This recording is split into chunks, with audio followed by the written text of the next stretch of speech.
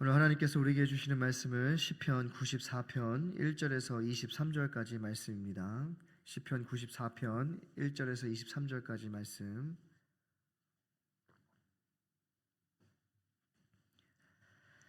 우리 한 절씩 교독하도록 하겠습니다. 1절 말씀 제가 먼저 봉독합니다. 여호와여, 복수하시는 하나님이여, 복수하시는 하나님이여, 빛을 비추어 주소서. 세계를 심판하시는 주여, 일어나사 교만한 자들에게. 여호와여, 악인이 언제까지 개가를 부르리이까? 그들이 마우짓거리며 오만하게 떠들며 죄악을 행하는 자들이 다 자만하나이다. 여호와여, 그들의 주의 백성을 짓밟으며 주의 소유를 곤고하게 하며 과부와 나그네를 죽이며 그를 살해하며 말하기를 여호와가 보지 못하며 야곱의 하나님이 알아차리지 못하리라 하나이다. 백성 중에 어리석은 자들아, 너희는 생각하라. 무지한 자들아, 너희가 언제나 지혜로울까? 귀를 지으시니가 듣지 아니하시랴. 눈을 만드시니가 보지 아니하시랴. 곧 백성을 징벌하시느니, 곧 지식으로 사람을 교훈하시는 이가 징벌하지 아니하시랴. 여호와께서는 사람의 생각이 허무함을 아시느니라. 여호와여, 주로부터 징벌을 받으며 주의 법으로 교훈하심을 받는 자가 복이 있나니, 이런 사람에게는 환난의 날을 피하게 하사 악인을 위하여 구덩이를 팔 때까지 평안을 주시리이다. 여호와께서는 자기 백성을 버리지 아니하시며 자기의 소유를 외면하지 아니하시리로다. 심판이 의로 돌아가리니 마음이 정직한 자가 다 따르리로다. 누가 나를 위하여 일어나서 행악자들을 치며 누가 나를 위하여 일어나서 악행하는 자들을 칠까? 여호와께서 내게 도움이 되지 아니하셨다면 내 영혼이 벌써 침묵 속에 잠겼으리로다. 끊어진다 말할 때에 주의 인자하심이 나를 붙드셨사오며 내 속에 근심이 많을 때에 주의 위안이 내 영혼을 즐겁게 하시나이다. 빙자하고 재난을 꾸미네 재판이 어찌 주와 어울리리까? 그들이 모여 의인의 영혼을 치려하며 무죄한 자를 정죄하여 피를 흘리려 하나,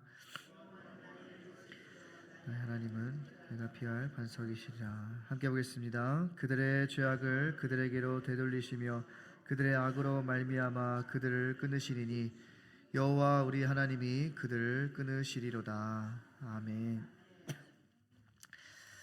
오늘 읽은 본문의 말씀은 하나님의 공의를 구하는 내용을 담고 있습니다.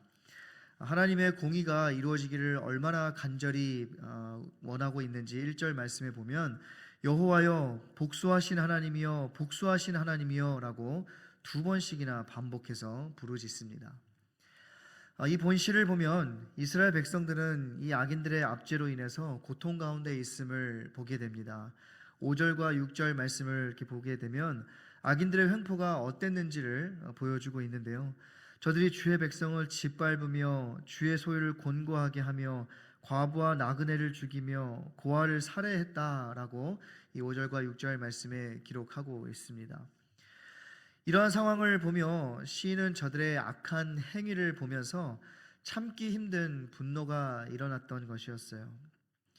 때로는 우리의 삶에도 이러한 순간이 있습니다. 직장에서 억울한 대우를 받았을 때, 또 가정에서 오해와 상처로 마음이 다쳤을 때, 교회 안에서 질투와 시기로 힘든 상황을 겪을 때, 누구나 한 번쯤은 왜 이렇게 억울한 일이 나에게 일어나는지 생각하게 됩니다. 그리고 그러한 억울한 마음이 어느 순간 분노로 바뀌게 되죠. 그래서 이때 자연스럽게 나오는 인간의 행동은 그들에게 어떻게 해서든 갚아주고 복수하는 것입니다. 내가 당한 대로 똑같이 갚아주려고 하거나 또 다른 사람을 이렇게 선동해서 자기 편을 만들어 그 다른 한 사람을 궁지로 몰아버리기도 합니다. 너 내가 누군 줄 알고 그래? 너 사람 잘못 건드렸어 라고 하면서 자기 힘을 과시하려고 합니다. 근데 여러분, 이렇게 하는 것이 맞는 건가요? 이게 진짜 힘이 있어 보이는 건가요? 내가 그 사람보다 좀 덜 죄인이라고 내가 죄인이 아닌 게 되나요? 그렇지 않죠. 이러한 모습은 절대로 구원의 은혜를 경험한 자들의 모습이 아닙니다. 본문은 이러한 생각과 행동이 얼마나 어리석고 무지하고 허무한 것인지를 지적해주고 있는 것이에요. 그렇다면 이 구원의 은혜를 경험한 자들의 모습은 어때야 하는 걸까요? 시편 기자는 비록 악인이 판을 치고 그러한 모습을 보면서 분노가 넘쳐나고 있지만 자기의 힘으로 복수하려고 하지 않습니다. 대신 이 문제를 어떻게 해결하는지 한번 보시면 이 문제를 누군가에게 가져가요. 그 누군가가 누구입니까? 바로 하나님이에요.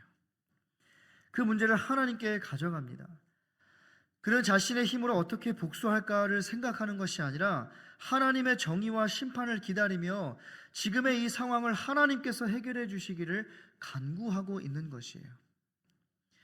시편 기자는 복수는 자신의 손에 있는 것이 아니라 하나님의 손에 있다는 사실을 믿고 있었던 겁니다. 근데 여러분, 왜 하나님께서는 그 복수의 권한을 사람의 손에 두지 아니하시고 하나님의 손에 두셨을까요? 그 이유는 모든 사람이 죄인이기 때문에 죄인이 죄인을 심판하게 되면 그 안에는 진정한 공의나 정의가 있을 수가 없기 때문에 그래요.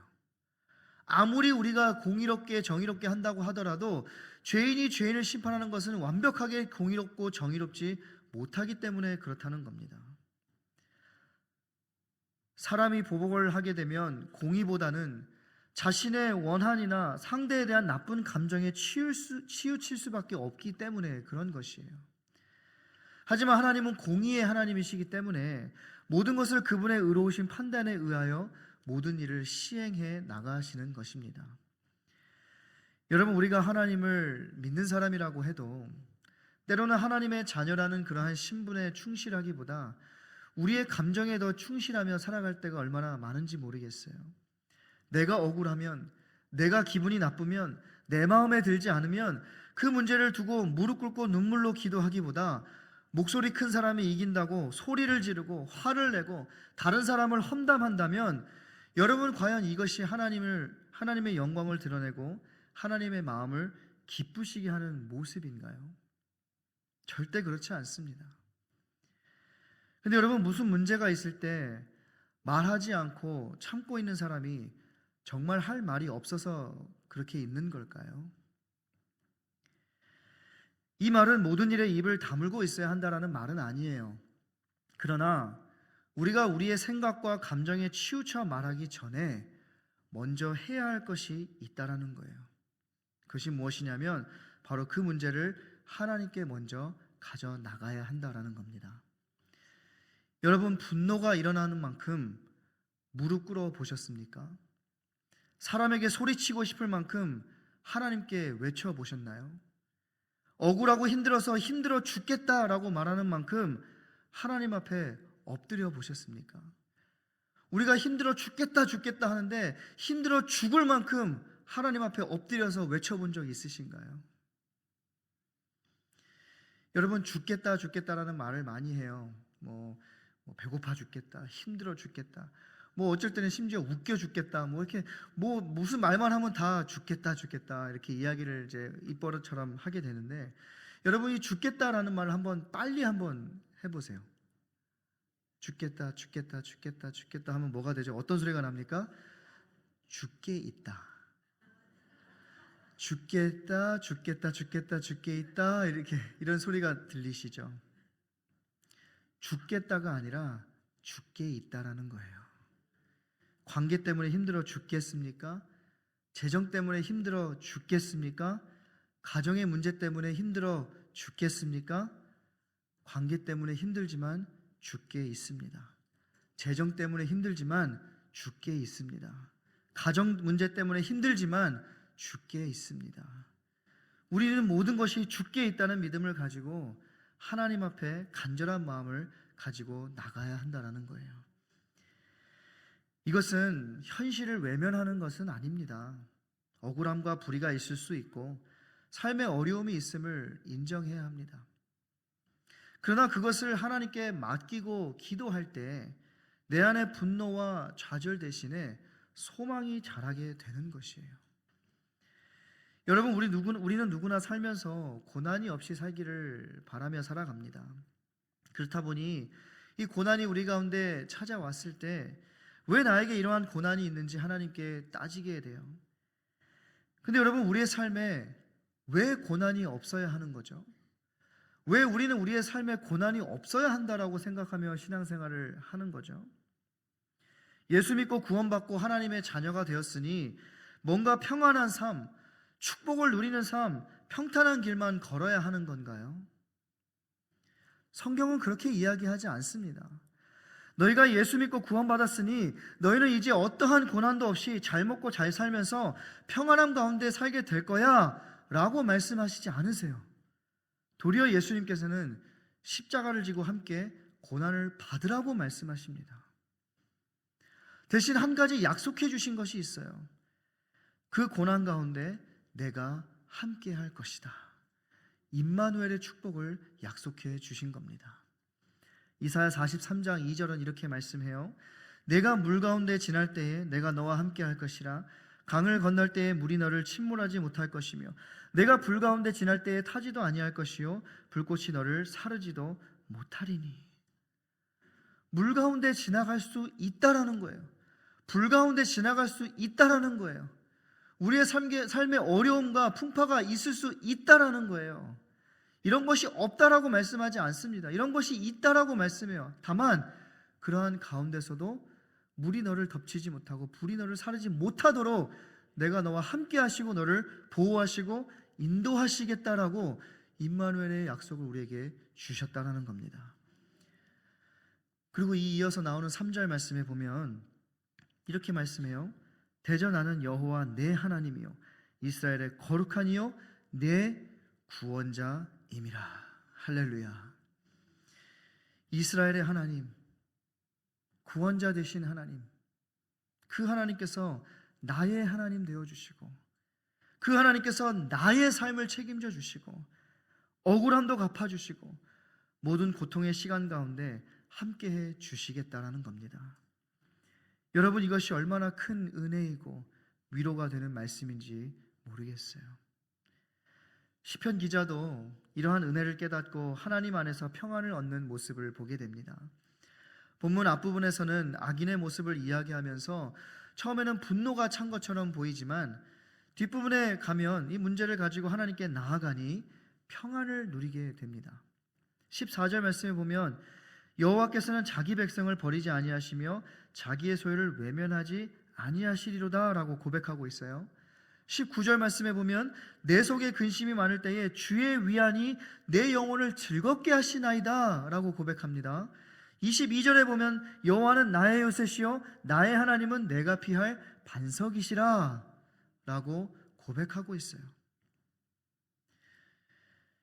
성도 여러분, 우리의 삶에는 때로는 억울하고 이해하기 힘든 일들이 일어나기도 합니다.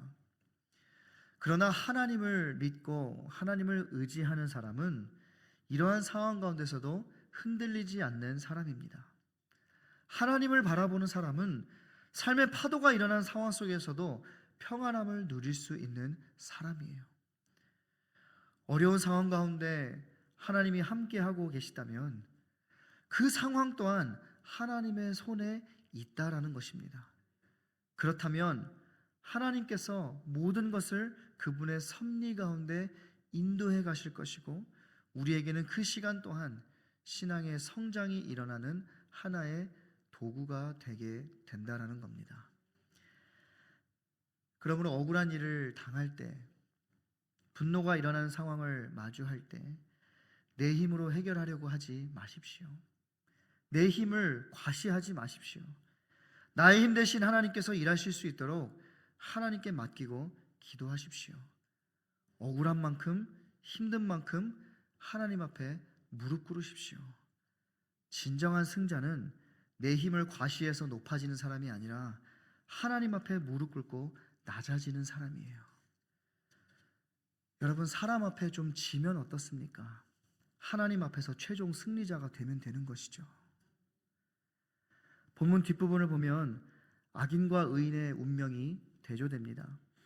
하나님은 의인의 마음을 지키시고 악인을 심판하십니다. 그러므로 우리가 해결할 수 없는 문제가 있다면 하나님께 맡기고 기도하십시오. 하나님께서 의인을 보호하시고 악인을 심판하실 것을 믿고 살아가십시오. 다만 나는 의인이고 다른 사람은 악인이라는 교만한 마음은 버리십시오. 우리 모두는 하나님 앞에 죄인이라는 사실을 깨닫고 최종 심판자는 내가 아니라 하나님이라는 사실을 기억하며 서로 이해하고 참아주고 용서해주고 양보해주고 사랑하며 축복하는 아름다운 성도와의 교제가 있어지기를 간절히 소원합니다. 그래서 우리 뉴장의 성도님들이 가는 곳마다 그것이 교회이든지 가정이든지 일터이든지 데이케어이든지 지인들과의 모임이든지 그곳에 그리스도의 사랑이 흘러가고 이 구원의 확신이 기쁨과 확신이 전달되어서 내가 저 사람이 믿는 하나님 한번 믿어보고 싶다. 내가 저 사람 다니는 교회 한번 나도 다녀보고 싶다. 다른 사람들이 여러분 때문에 하나님 믿고 싶고 여러분 때문에 교회 다니고 싶고 여러분 때문에 봉사도 하고 싶은 그러한 마음이 들게 하실 수 있기를 바랍니다. 그러므로 우리 모두 이러한 사명을 가지고 우리 뉴장을 제자를 세우고 열방을 살리고 복음으로 세계를 섬기는 그러한 교회로 세워가는 일에 함께 힘쓰는 사랑하는 우리 모든 뉴장의 성도님들 다 되시기를 주님의 이름으로 간절히 축원합니다. 기도하겠습니다. 하나님 아버지 감사합니다. 모든 것이 주께 있음을 이 시간 고백하며 나아가게 해주시니 감사합니다. 하나님, 우리의 삶의 주권도 또 우리의 억울함을 해결하는 것도 우리의 문제를 해결하는 것도 모든 것이 다 주께 있음을 이 시간 다시 한번 기억하게 하시니 감사합니다. 우리가 모든 것이 주님의 손에 있음을 기억하며 주님 앞에 무릎 꿇고 주님 앞에 엎드리고 주님 앞에 먼저 간구하며 기도하며 나아가는 우리가 될 수 있도록 은혜 베풀어 주시옵소서. 그래서 하나님, 우리를 통하여 하나님의 그 놀라우신 사랑과 그리스도의 향기가 흘러가게 하여 주시고 우리를 통하여 복음이 전달되게 하시고 우리를 통하여 하나님의 나라와 복음의 역사가 확장되는 일에 귀하게 쓰임받는 우리의 삶이 될 수 있도록 은혜 베풀어 주시옵소서. 감사하며 예수님의 이름으로 기도합니다. 아멘.